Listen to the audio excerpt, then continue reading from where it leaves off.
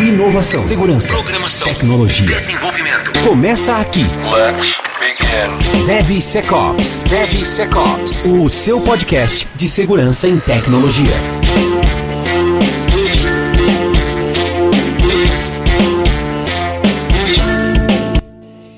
Olá, jovens, juventude juvenil do meu Brasil, que saudade de vocês. Começando mais um DevSecOps Podcast, eu sou Cássio Pereira.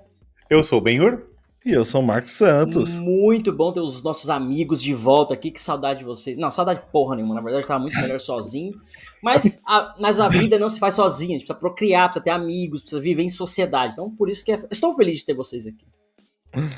Muito bom, né? Espero que sim, né? É o mínimo que eu espero. Fui sincero, né? Porque o salário tá atrasado. Já não paga salário. Agora tá triste também, aí tá de sacanagem. O salário tá em dia, muito bem pago, inclusive. Aliás, vocês não estão gravando e tá tendo salário. Igual jogador de futebol, não joga, mas tem salário. Salário alto ainda, tá vendo? Impressionante.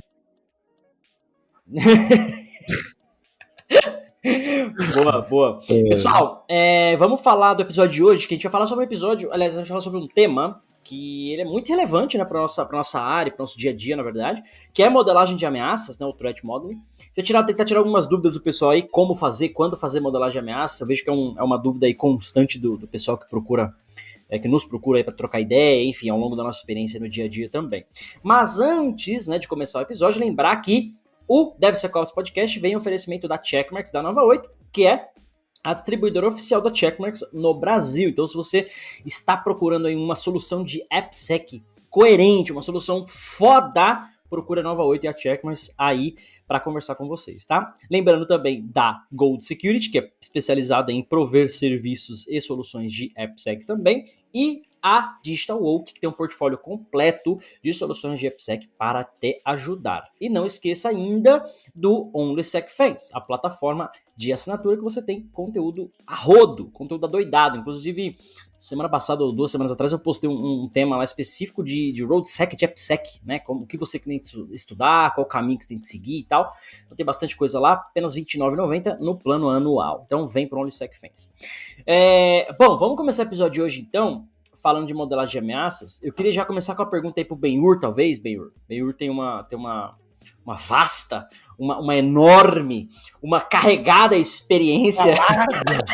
Uma larga, né? Carregada experiência de Application Security. E eu queria perguntar o seguinte, mano. Na sua visão, qual é o melhor momento, se é que a gente pode fazer assim, né? O melhor momento, ou o momento ideal, ou o momento correto, ali dentro do ciclo de desenvolvimento, para sentar e fazer a porra da modelagem de ameaça. É uma dúvida que, assim, todo mundo que me manda mensagem, troca ideia de AppSec, mano, sempre fala, mano, como é que eu faço modelagem e quando eu faço modelagem? Então, como a gente já vai chegar lá, mas eu queria ouvir de você, quando fazer modelagem de ameaça? Perfeito, cara. Olha só. Vamos, antes de a gente começar é melhor quando tá começando o desenvolvimento. Quando tá começando o desenvolvimento é muito amplo, né?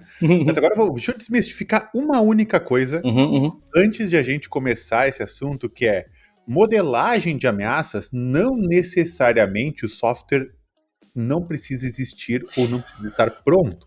Achei. Vamos começar. É ele. Vamos casar, é ele. Pode casar, gente. É ele. O que acontece? Perceba que a modelagem de ameaças, como o nome diz, é modelar uma ameaça. Se você pode fazer uma modelagem de ameaças em um sistema já existente, uma funcionalidade já existente. Inclusive, é um exercício que eu gosto bastante para ensinar segurança para os desenvolvedores, que é o quê? Digamos, eu tenho uma questão ali de um produto que tem um cashback, por exemplo, tá? E aí eu faço a pergunta assim, cara, o que aconteceria se eu cancelasse a minha compra? O cashback também é cancelado ou não é cancelado? Quando eu faço essa pergunta para o desenvolvedor, eu já estou fazendo uma modelagem de ameaças com o desenvolvedor, porque eu estou tendo uma ameaça de alguém encontrar um fluxo de cancelamento automático de produtos e isso refletir no impacto financeiro dentro da empresa, porque não estava previsto o que acontece caso tenha um cancelamento massivo por parte de um grupo de atacantes.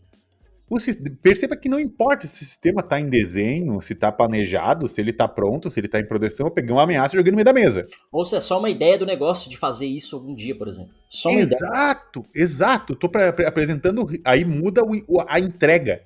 né? A fase muda a entrega, né, da modelagem de ameaças. Então, nesse caso em específico, eu tô levando o desenvolvedor a ver uma ameaça no próprio produto dele, independente se está construído ou não. Então, apenas para tirar já do jogo, o modelagem de ameaça só acontece antes do software ou não depois. Depois é só pentest. Pentest ele só evidencia que é possível, de fato, explorar aquela vulnerabilidade que a gente previu modelando a ameaça. O pentest, ele materializa aquele problema, né? Exatamente. Ó, é possível, tá acontecendo, só que nada impede de eu fazer uma modelagem e conversar com o desenvolvedor e ele pensar nisso, ele me trazer parte da resposta. E a gente fazer um teste em conjunto. Tenho certeza que o dev vai sair dali com conhecimento dessa parte. Agora, respondendo diretamente à pergunta, né, a modelagem de ameaças, ela vai acompanhar o ciclo do desenvolvimento, né? Agora vamos pensar no ciclo.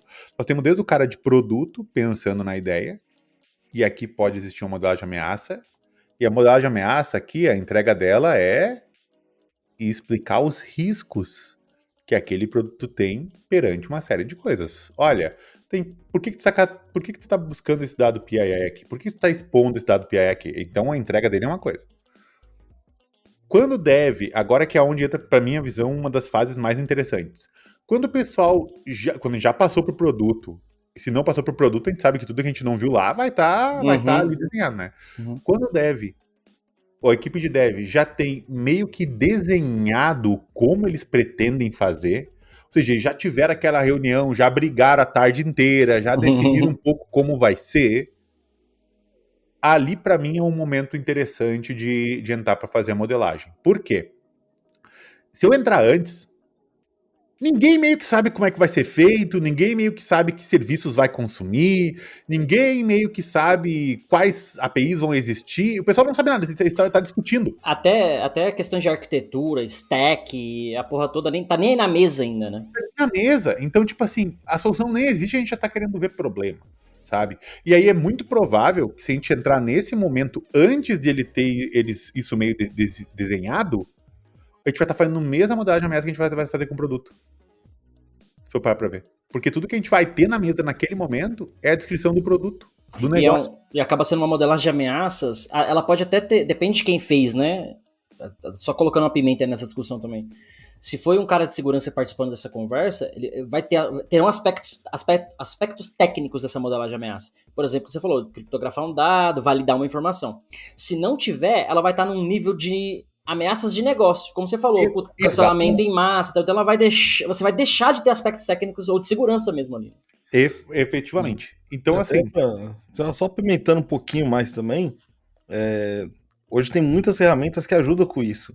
Será que essas ferramentas também não ajudariam os devs, né? Porque a gente ali tem o Threat Dragon da WASP, tem o Microsoft Threat Model Tools, tem o Threat Model, tem diversas ferramentas hoje no mercado que ajudam com isso. E eu vejo que tem uma resistência do dev não saber utilizar ou não saber desenhar ali e querer fazer tudo só no papel. E acaba esquecendo algumas vulnerabilidades nesse caminho. Eu diria que tem uma perca aí também. Tem uma coisa, Marcos, assim, que eu acho que tá faltando no mercado, que é uma ferramenta de desenho de arquitetura de software que tenha isso embutida.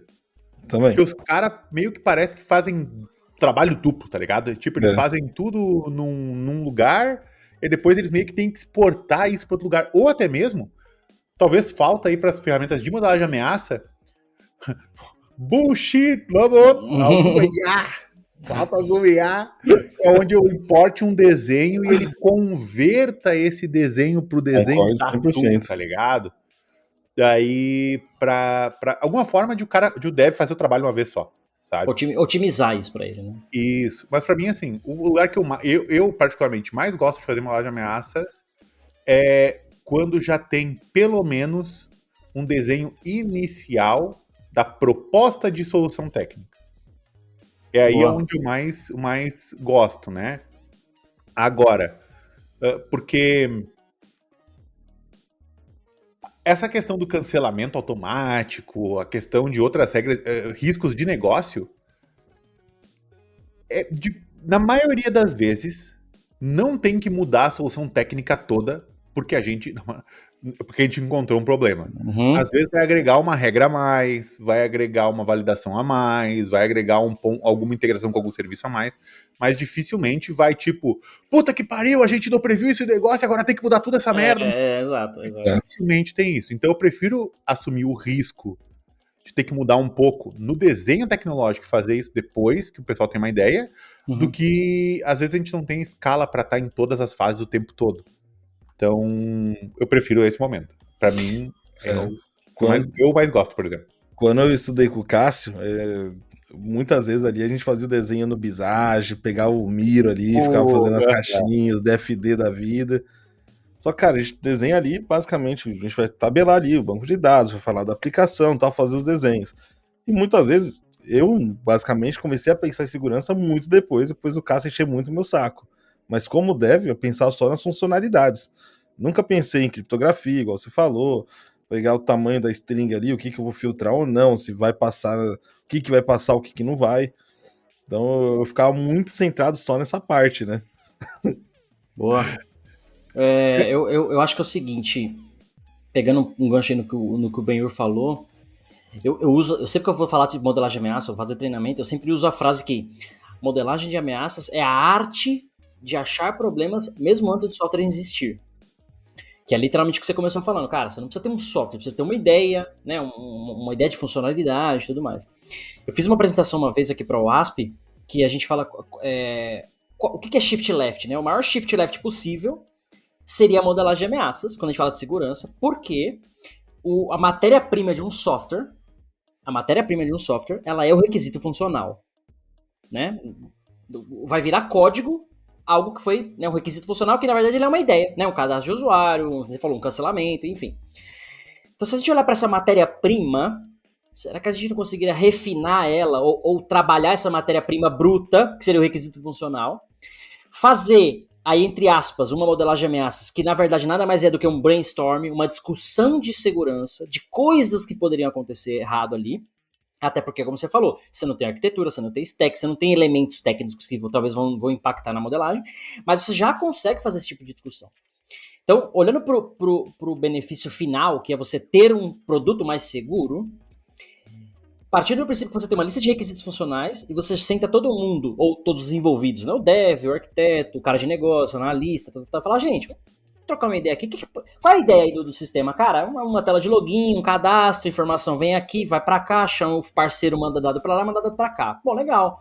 Tem autenticação, tem criptografia, tem informação sensível. Tipo, 3, 4, 5 perguntas, assim, no nível de negócio, que vão fazer todos os envolvidos falar, caramba, não pensamos nisso. Precisa ter criptografia. Putz, na verdade, não precisa do CPF do cara, tira fora. Na ideia. Por quê? Quando alguém for escrever essa história, que um dia vai virar vai numa sprint, que vai ser priorizado, que vai ser transformado em código de fato, isso já vai estar mastigado, ou o que eu gosto de chamar de, já vai estar a venda casada, já vai ter um requisito de segurança junto com o requisito funcional, que acaba sendo uma coisa só. Então você vai ter um requisito funcional, ao invés de assim, criar uma tela de login, você vai ter um requisito chamado criar uma tela de login que criptografe os dados, né, e ter uma autenticação na API. Por exemplo, de uma forma bem grossa aqui. Isso tira a margem do depois eu faço, tira a margem do requisito de segurança vejo depois, e entra pro definition of done, entra pro definition of ready, porque vai estar dentro do requisito funcional. Então, é o que eu tenho entendido hoje como literalmente o secure by default, secure by design. Porque a parada já tá na raiz, já veio da matéria-prima que é lá no requisito funcional. Mas óbvio, como o Benhur colocou muito bem, você vai ter uma reunião de arquitetura depois, putz, vamos usar essa stack, a arquitetura do software vai ser assim, assim, assada, é camadas, é microserviço, é não sei o quê. A modelagem de ameaça, ela é viva, ela não é algo que você faz um dia, guarda num canto e esquece. Ela é viva, então nesse momento ela já vai ter uma atualização. Aquelas discussões que tinham feito antes, falar, opa, então a gente pensou na criptografia, mas se o formato é esse aqui, microserviço, então, cara, de repente, exemplo, né, não vale a pena criptografar o dado em trânsito interno. Ele pode estar descriptografado, sei lá, ou não precisa ter autenticação nos serviços internos, dependendo do contexto, né? Enfim, para uma melhoria de performance, se for um sistema de criticidade e tal. Então, a modelagem de ameaça, ela começa junto com a própria ideia do software, na minha ideia, na minha visão, e ela durante o ciclo ela vai evoluindo. Normalmente nessa fase de arquitetura você vai discutir, vai amadurecer um pouco, e talvez lá na fase de teste, que você pegou um bug, pegou alguma vulnerabilidade, algum problema, vai ter que corrigir alguma coisa, essa correção pode mudar a funcionalidade de alguma forma, e isso talvez impacte numa atualização desse modelo. E aí, posteriormente, a cada feature, né, a cada nova entrega, a cada nova funcionalidade, você vai amadurecendo esse modelo. Mas o melhor momento, não tem o melhor momento, né? O melhor momento começa o software já falando de segurança. O melhor momento é qualquer momento. É a qualquer momento. E a vulnerabilidade não esteja em produção. Exato. Porque quando a gente fala de modelar ameaças, a modelagem em si ela é algo palpável, né? Vai ter um modelo, vai ter um documento, vai ter um diagrama. Sim, vai ter um ataque PF. Exato. Agora, a ameaça em si, ela já é algo, como é que eu posso falar? Abstrato. É uma ameaça. Vou te matar, hein? Tô te ameaçando. Tipo, mano, a probabilidade disso acontecer é X, Y, né? Qual é a probabilidade dessa ameaça acontecer? Qual é o risco e qual é o dano? Então, o próprio investimento, depois a própria demanda de segurança em cima do que foi modelado, né, das ameaças, vai ter que ter uma análise de risco em cima disso. Você não vai fazer tudo que foi modelado, achando 500 mil ameaças que resolve tudo. Não. Às vezes vai ter ameaça e fala, cara, isso aqui é irrelevante se acontecer. Existe ameaça, existe um risco, a gente não quer tratar isso, não faz nem sentido. Beleza. Mas tá mapeado, foi avisado, enfim, foi pensado naquilo. Tem uma questão, né, agora que tu comentou sobre, tipo, da teoria, né? Pô, talvez aconteça, será que vai acontecer ou não?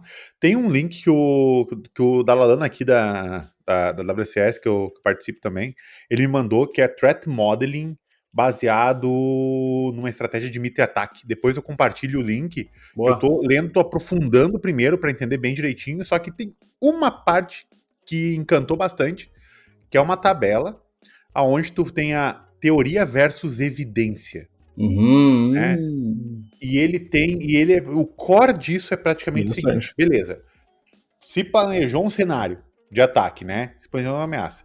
Vamos pensar na teoria, que é o seguinte: a teoria é: esse caso existe no mundo? É uma coisa que existe por aí? Existe. O que existe no mundo é possível, teoricamente, de ser explorado. Por isso que a gente tá botando ameaça, né? Essa teoria se aplica aqui ou não se aplica aqui? Né?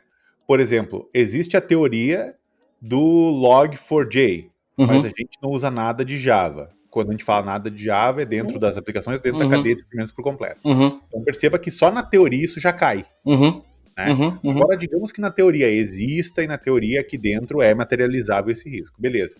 Então a gente tem, na teoria, a gente tem um certo nível de exposição a esse risco. Né? E o que a gente tem evidenciado?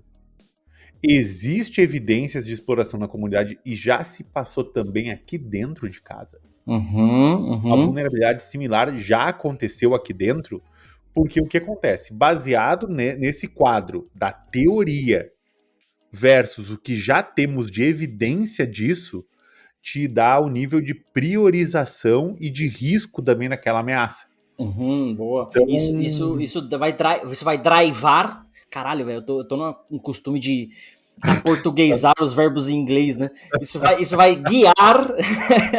Isso vai guiar os investimentos em tudo mais, em segurança, se você vai implementar uma mitigação ou não. Né?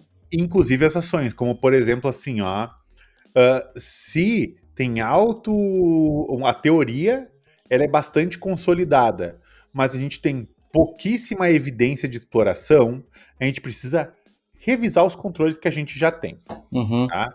Agora, se a gente tem um alto grau, por exemplo, de teoria, a teoria é bastante solidificada, e isso já aconteceu aqui dentro, isso deveria ter uma ação ativa pronta para mitigar. Então, procedimento de resposta a incidentes, inclusive. Isso, né? Olha, cara, isso aqui já pode estar sendo, a gente tem alto nível de evidência de que isso é explorado de fato.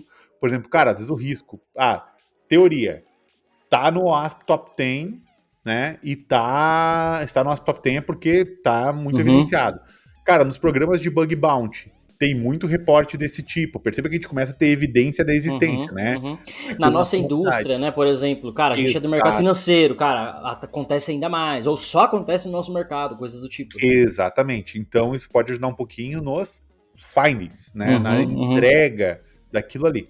Tô estudando ainda para ver o que tem, mas eu passo o link pra gente deixar aí na descrição ali dos comentários do vídeo depois, tá? Boa, eu queria até levantar um ponto aqui que o Marcos comentou, acho que em alguns episódios atrás, que a gente tá falando de SCA, e algumas ferramentas de SCA agora elas trazem o EPSS, que era propelente do exploit e tudo mais. Caralho, pode crer. Né? E esse cara, acho que o Marcos comentou, tem alguns deles que trazem um índice com base na tua indústria. Então você fala, cara, eu sou uma empresa financeira, eu sou um banco. Então, cara, a probabilidade desse exploit no banco é maior do que se você fosse uma indústria X, sei lá, né? Coisas do tipo. Sim. Então, isso traz... que é aquela história, né? Qual é o esforço necessário pra gente fazer isso, mitigar isso, né? Investir.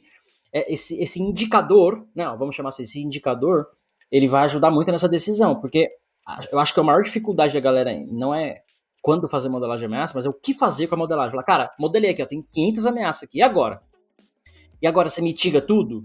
E agora você analisa o risco de uma por uma? E agora você documenta e põe num portal e no seu Confluence e esquece? Né? E agora, talvez seja a próxima pergunta, antes... Segurança, tecnologia, DevSecOps. O que fazer com as ameaças identificadas? Porque a gente tem 20 minutos de introdução. E deixa lá.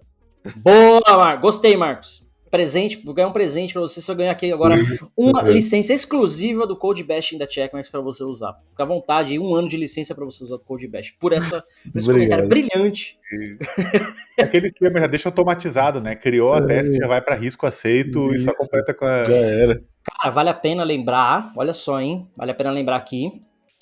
Acessem aí quem puder depois, devops.security, que é a ferramenta de um colega, fugiu o nome dele, Anderson, ferramenta do Anderson, que criou o produto devops.security, que é uma solução basicamente assim, você preenche um questionário mais ou menos de como que é a sua aplicação, é front-end, é back-end, tal, e ele te dá os requisitos de segurança. É como se ele fizesse, entre aspas, uma modelagem de ameaça com base no perfil que você falou da aplicação.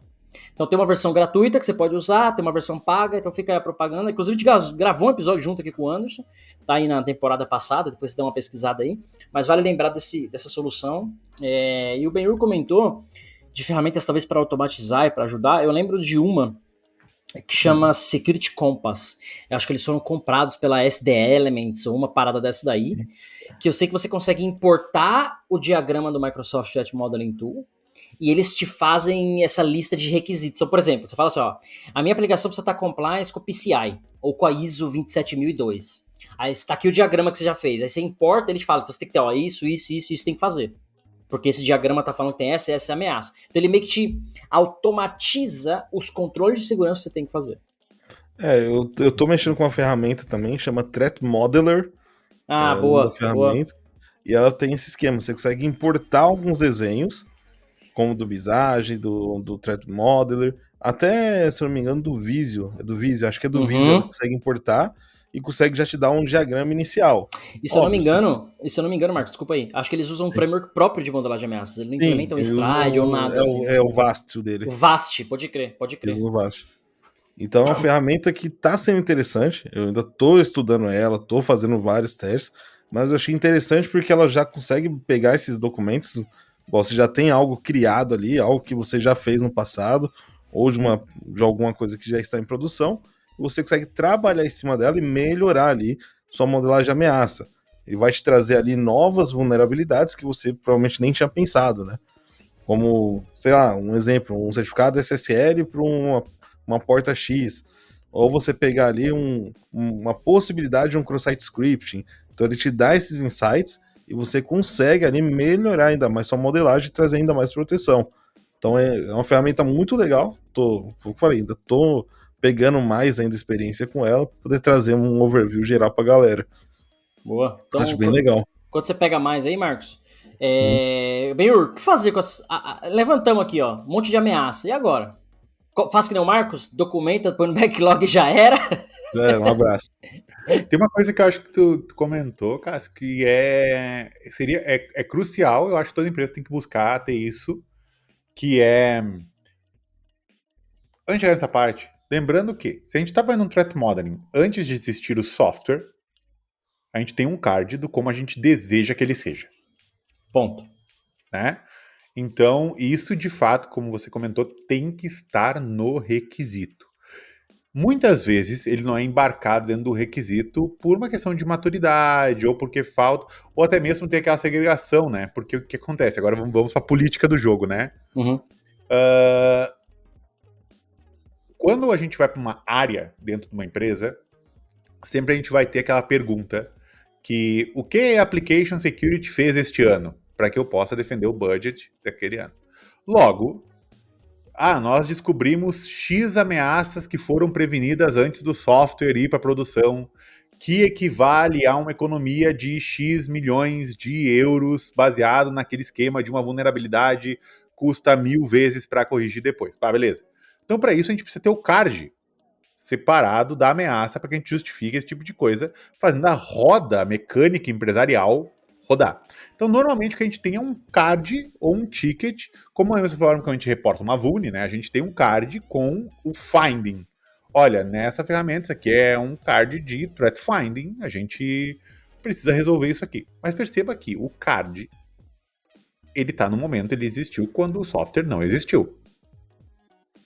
E se o software não existiu, eu acho muito legal porque o sol tá mudando. Então. Na cara do Cássio, ele começou na vertical, agora ele já mudou assim. Tô bronzeando meio a meio aqui, igual o Kiko. Vai aparecer um super-herói depois, só com a máscara. Aí, o que vai acontecer? No momento que a gente tem o card, a gente tem que definir qual que é a nossa política de resolução desse card. Como o software não existe, o que a gente quer? A gente quer uma proposta do dev. Olha, o que vocês vão fazer para mitigar isso aqui? E aí ele vai colar a proposta no card? Ou esse card ele tem que estar resolvido com a implementação da solução técnica? Ou seja, uma vez que o software estiver construído, ele vai colocar. Eu, particularmente, gosto de ver a proposta antes. Porque a quantidade de vezes que eu vi ser resolvido da pior forma possível não foi nenhuma nem duas. Então eu gostaria... Eu queria fazer um comentário também. Isso gera um problema. Na verdade, é uma solução que traz um outro problema. Por quê? Porque você vai ter o card ou o ticket, o que quer que seja. Beleza, resolvi. Da melhor ou da pior forma, foda-se. Tá feito. Como é que segurança valida isso? Fala, ok, está feito. Porque você vai ter que ter um teste depois. Aí, sim, aí onde é que entra um ponto. Só um detalhe, inclusive eu vou pedir patrocínio pros caras. Essa solução que eu falei da Security Compass, ele gera, com base na modelagem, os requisitos que você falou, ele gera o caso de teste para cada um dos itens. Então, se tiver um jeito de automatizar na frente, melhor. Senão ele vai estar lá, passo 1. Sei lá, você falou que tinha que criptografar o dado. Passo 1, faça chamada na API. Passo 2, verifique se o dado está criptografado, sei lá. Então ele te dá meio que um caso de teste, um cenário de teste para cada requisito de segurança, com base na modelagem de ameaça ou no framework que você falou. Mas os que são automatizados, facilita. Automatizados, né? Em algum lugar vai ter traqueado tudo isso. Se não é, aí é o que você vai colocar, né, meu? Como é que você testa isso? Exato, porque o que acontece? Em teoria, se a gente encontrou um problema no desenho, esse problema ele tem que estar resolvido, né, pela nossa política de segurança de como a gente faz as coisas. Da mesma forma como a gente tem vulnerabilidades, a gente espera as vulnerabilidades serem resolvidas. Para mim, todo momento que a gente passou por uma modelagem de ameaças, gerou as ações necessárias para dessa modelagem de ameaças, que são desenhos novos que a gente precisa dentro do software para mitigar uma série de riscos concretos que a gente definiu, quando chegar a solução, se a gente estiver pronto, com o desenvolvimento pronto, e isso não tiver resolvido, isso deveria se converter automaticamente ou em uma vulnerabilidade, e aí tem que ser tratada como vulnerabilidade, que agora está materializado, ou como um security risk, ou outra definição que a gente tem, porque também é difícil misturar vulnerabilidade em coisas que não são exploráveis. Vou dar um exemplo. Exato. Tá? Vou dar um exemplo.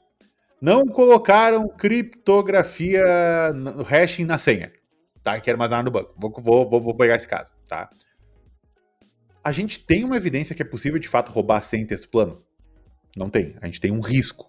Né? A menos que a gente faça um p-test e a gente consiga, a gente só tem um risco, não, a gente não tem a vulnerabilidade. Mas o risco existe, a senha está em plain text. Salvo. Então, a gente precisa gerar para cada card de threat finding que a gente encontrou no threat modeling, ele tem que ser associado a um ou mais casos de teste, bem como comentou. E se esse cara não for definido, o que a gente faz com ele também tem que estar na nossa política. Tem que ter literalmente um processo de threat modeling Para que você possa ter essa governança como um todo, vamos chamar assim, né? Exato. E a questão é, como que eu mitigo esse risco? Cara, se você não tem, olha, você realmente não criptografou corretamente, não hashou corretamente a senha, tá? Então, assim, ó, vai ser criado para você um card de risco, né? Um card de risco materializado aqui, e esse card ele tem consequências no negócio, né?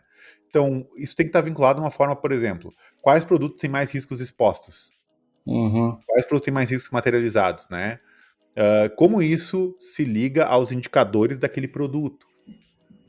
Boa. Porque se a gente não tiver nada disso conectado, a gente pode gerar a quantidade de cards que a gente quiser. E fica um negócio infinito. Aceite de risco, aceite de risco, aceite de risco, aceite de risco, aceite de risco e foda-se. Então o negócio tem que estar envolvido nisso, né? Sim.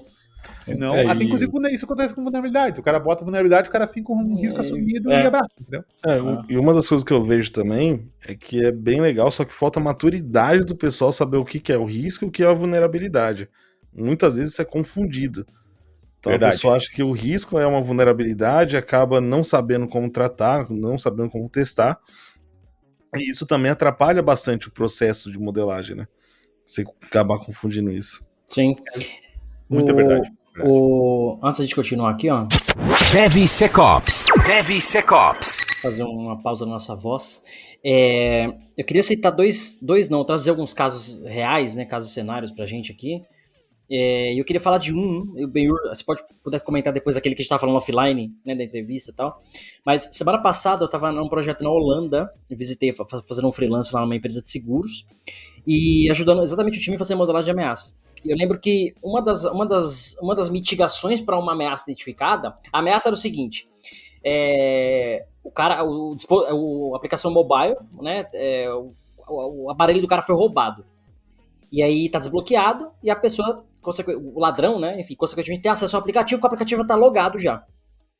É um aplicativo de seguro. Então o cara conseguiria ver a policy, tem uma questão financeira também, conseguiria tirar dinheiro, movimentar dinheiro, tal. Aí, qual é a ameaça? A ameaça é um dispositivo comprometido, né? Foi roubado, tá desbloqueado, enfim. Então essa é a ameaça. Qual é o risco? Cara, tem vários, né? O cara pode tirar o dinheiro da conta, ele pode, o impacto, né, praticamente danificar a conta inteira. Quais foram as mitigações? Eu falei, cara, existem várias formas de fazer isso, mas todas elas envolvem um negócio. Uma delas que eu falei foi, você pode a cada X dias, por exemplo, desautenticar o cara automaticamente, obrigar ele a autenticar de novo. Só que, vamos supor que você faça isso a cada 7 dias. O cara foi roubado no dia que ele trocou a senha, você tem 7 dias ainda que o cara, né, vai tá vulnerável do mesmo jeito. Não é tão efetivo. Um segundo passo para funcionalidades críticas, você pode pedir um PIN. O cara vai transferir um dinheiro, pede uma senha de 4 dígitos, a digital do cara. O cara vai ver o extrato, aí não precisa, né? Viu o extrato. Tudo bem, vai vazar informação talvez sigilosa ali e tal, mas é aceitável dentro desse contexto. O cara vai cancelar a policy, pede um PIN, manda por e-mail uma senha, alguma coisa do tipo. Para você obrigar, mesmo que foi comprometido o dispositivo, você ainda tenha, né, uma mitigação de algum outro lado, uma confirmação de algum outro lado. Então, as mitigações que eu coloquei lá, que eu lembro, essas foram algumas, era literalmente negócio. Não tinha problema de segurança de fato. Lógico que são questões de segurança, mas são ameaças de negócio. O dispositivo foi roubado. E aí? Mano, sei lá, né? Tipo, é foda você... Não tem framework que ensina você a fazer isso. Não tá no Stride isso. Não tá no Vast, não tem, cara. E eu tava tentando explicar pro time isso. Falar, gente... Quando a gente for fazer modelagem de ameaça, você pega a porra da funcionalidade, faça uma única pergunta. O que pode dar errado aqui? Se ainda assim você não conseguir pensar o que pode dar errado, pensa assim, ó. Eu quero atacar. O que eu faria de errado aqui? Não tem como, vocês como técnicos, né, eu dava treinamento para os desenvolvedores, não tem como você não conseguir responder essa pergunta. Você faz a aplicação. Então você fala, eu quero vazar os dados do banco de dados. Como é que você faria? Pensando que você é um cara de fora. Eu quero, né, causar um dano aqui a esse usuário. Como é que você faria? O que pode dar errado aqui? Putz, o dado não está criptografado. Opa, então, né? Então, uma simples pergunta já traz a sua mente. Obviamente, quem tiver mais experiência, né, vai facilitar um pouco. Mas essas 2, 3 perguntas vão facilitar nesse brainstorm, nesse sentimento de fazer uma modelagem, entre aspas, de ameaça. Porque já era um software em produção, já tinha um certo risco envolvido e tal. Eles precisavam meio que documentar algumas coisas e implementar melhorias de segurança. Mas depois eu falei sobre Stride, falei sobre frameworks, mas eu tenho meu pé atrás com alguns frameworks. E aí talvez seja esse caso que o Ben-Hur tem aí, né, Ben-Hur, que a gente comentou em offline, que framework ele acaba limitando um pouco, né? Olha, vou ser sincero, tá? Isso pode... Eu acho que as pessoas hoje, o que eu mais vejo em entrevistas, por exemplo, é as pessoas limitarem a sua estratégia aos frameworks específicos, sabe? Então, tipo assim, eu vou aplicar um stride. Se não tá no stride, eu não faço. Cara, isso acontece em várias entrevistas das pessoas fazerem, assim, ó, as pessoas conhecem todas as siglas do stride, todas. Sabem exemplos para todos os cenários das siglas. E os caras vão exatamente como fala, né? Tu vai pecinha por pecinha, conexão por conexão, ponto por ponto, fazendo todo o stride. Mas não pega um cafezinho, dá uma olhada para trás, olha a solução em geral. Não pega e usa a própria cabeça para pensar, porque, cara, um criminoso ele não tá olhando, agora eu vou fazer um tamper. Não, ele tá cagando. Né? Por exemplo, cara, validação de CAPTCHA, né, para anti-bot, no caso, né, anti-bot, sabe, forma segura de fazer um storage, porque, por exemplo, se for olhar para ver no stride em si, a forma segura de fazer um storage, de armazenar certo tipo de informação, não está no stride. Não tem, exatamente. Entendeu? Aí tu tem, por exemplo, information, mas é information disclosure. Não, information disclosure é a ação de conseguir obter o dado. Né? É diferente, né? Então, exatamente. Então, por exemplo, se um banco de dados está criptografado, né, perceba que o problema não está ali, está na gestão de acesso ao banco. Mas em nenhum momento a gente está falando de criptografia, né? Da forma correta de tu fazer o backup, por exemplo, né? Então, tu vai ter que começar a buscar o stride como um todo para tentar circular algo que você já poderia ter resolvido meio na raiz. Então, o que acontece? O stride é excelente, ele guia muito bem e tem se consolidado, sempre foi bastante consolidado, né? Mas não é legal a gente se limitar ao stride para pensar em problema. É igual o pessoal que quer olhar para vulnerabilidade e olha só as top 10. E tem outros 300 problemas. Analogia boa, hein? Porque o cara, é aquilo, o cara se limita numa coisa e quando a gente fala de segurança, cara, tem tantos outros problemas que podem acontecer. Às vezes coisas simples que você, né, pode tirar ali num brainstorm, num café, por exemplo, que o framework não vai te dar. E você acaba deixando a aplicação em risco. Nem só isso. Eu vi pela primeira vez, acho que foi no canal do Ben-Hur, ele falando do ASVS. Cara, o cara vê o top 10, mas não vê os outros produtos. O SVS ali, eu aprendi pra caralho sobre vulnerabilidade lendo aquilo ali. Vou dar o ASP. O ASP Top 10, o ASVS e o SCP, que é o Secure Code Practice, assim, se todo mundo lesse isso, não teria guerra nos países por aí. Não abaixaria meu valor. Com todo respeito às guerras, né, cara, né? É lógico que é uma analogia, mas puta que pariu, cara. Assim, tem muita coisa ali que resolve muita coisa, né? Então... É verdade. O Márcio colocou um foto incrível aqui, né? Os caras perguntam, cara, como é que eu começo? Velho, os caras pensam, né? Toda eleição, meu, se você pegar o ASVS e lê-lo... Só isso, só ler. Só. É só ler. Só ler isso aqui. Já vai sair na frente de muito cara que tá lá rodando 1 milhão de ferramentas pra... Cara... Fato. E aí acho que é um ponto interessante porque, assim, hoje a modelagem ameaça ele tem um objetivo, né? Não é preencher o stride.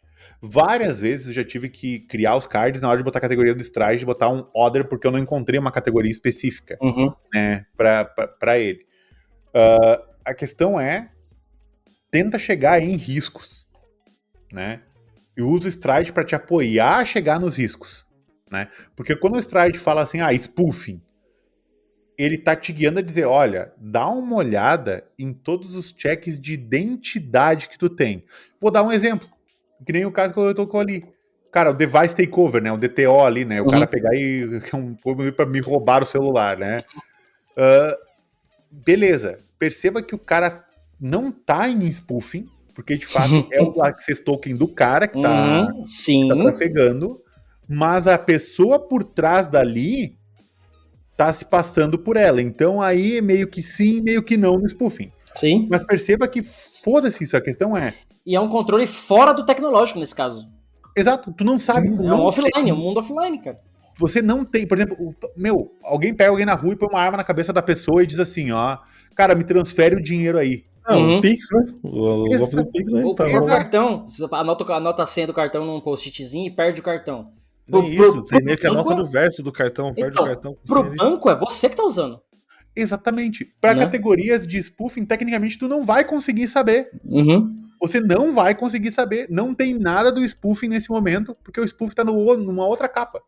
E aí? Aí porque não tá... Ah, não. Realmente, qual que é o spoofing?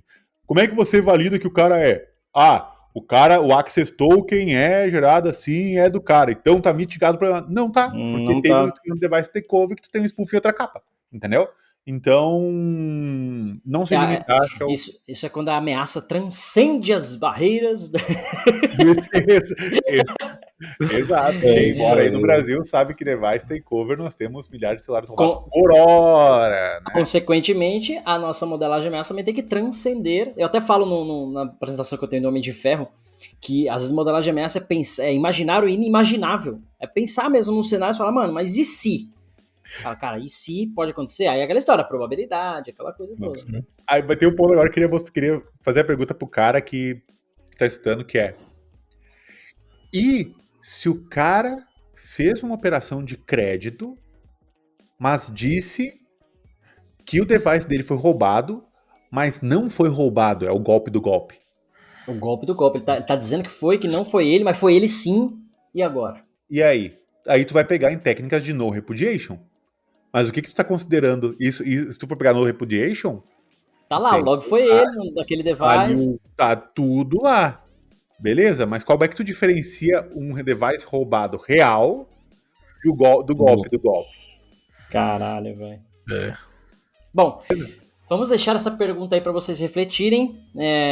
Acabou o nosso episódio aqui, o tempo tá estourado já. O pessoal tem compromissos. Cara, esse episódio, modelagem de ameaça dá pra passar a vida falando, dá pra ter um podcast só de modelagem de ameaça, cara. Trazer só um dado interessante aí. Traga o dado aí, você tem dado aí, Marcos? Ah, tenho dado muito aqui, cara. Traga o dado então pra laranja muito bom. Tem várias pesquisas que estão apontando que o Brasil é o segundo país mais atacado no mundo, só perde para os Estados Unidos, tá? Número de tentativas e ataques cibernéticos. Aí, ó. Tinha um site que mostrava esse tempo real da Kaspersky, alguma coisa assim, mas enfim. Pessoal, obrigado. Mais um episódio do DevSecOps Podcast. É uma honra tê-los aqui. Eu sou o Cássio Pereira. Eu sou o Benhur. E eu sou o Marcos Santos. E a gente se vê na próxima semana. Valeu. Beijos. Um abraço. Termina aqui DevSecOps. DevSecOps, o seu podcast de segurança em tecnologia. Acabou, esse episódio acabou, mas eu sei que esse conteúdo aqui somou, enriqueceu o seu conhecimento. Então, por isso, eu selecionei mais 2 conteúdos, mais 2 episódios aqui do DevSecOps Podcast que você pode acompanhar na íntegra, tá bom? Então, assiste esses 2 próximos episódios aqui que eu tenho certeza que você vai gostar e não esqueça de compartilhar com a sua comunidade, com seus amigos, seus colegas de trabalho, que eu sei que eles também vão gostar e assim você ajuda eles a enriquecer também o conhecimento deles. Valeu, até a próxima!